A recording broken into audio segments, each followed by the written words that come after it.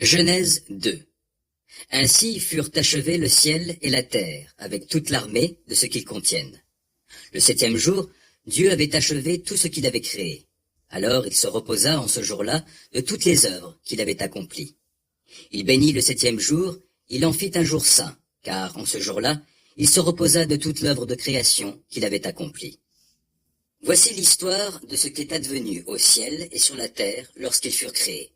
Au temps où l'Éternel Dieu fit la terre et le ciel, il n'existait encore sur la terre aucun arbuste, et aucune herbe des champs n'avait encore germé, car l'Éternel Dieu n'avait pas fait pleuvoir sur la terre, et il n'y avait pas d'homme pour cultiver la terre. De l'eau se mit à sourdre et à irriguer toute la surface du sol. L'Éternel Dieu façonna l'homme avec de la poussière du sol, et lui insuffla dans les narines le souffle de vie, et l'homme devint un être vivant. L'Éternel Dieu planta un jardin vers l'Orient, l'Éden, le pays des délices. Il y plaça l'homme qu'il avait façonné.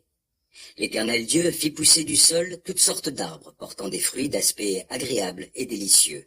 Et il mit l'arbre de la vie au milieu du jardin.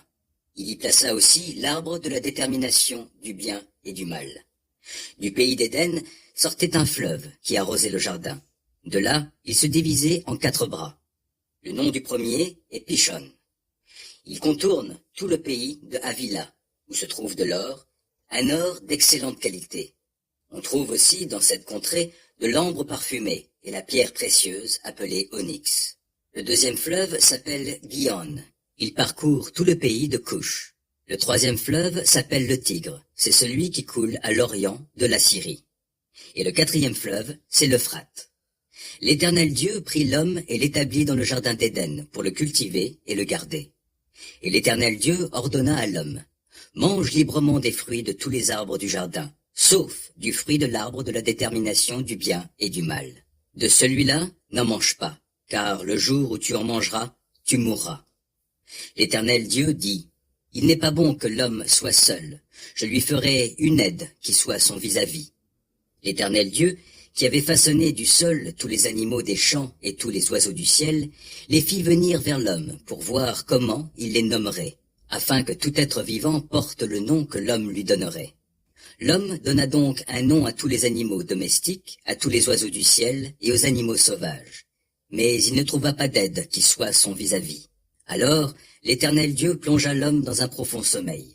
Pendant que celui-ci dormait, il prit une de ses côtes et referma la chair à la place. L'Éternel Dieu forma une femme de la côte qu'il avait prise de l'homme, et l'amena à l'homme. Alors l'homme s'écria, « Voici bien cette fois, celle qui est os de mes os, chair de ma chair. On la nommera femme, car elle a été prise de l'homme. C'est pourquoi l'homme laissera son père et sa mère, et s'attachera à sa femme, et les deux ne feront plus qu'un.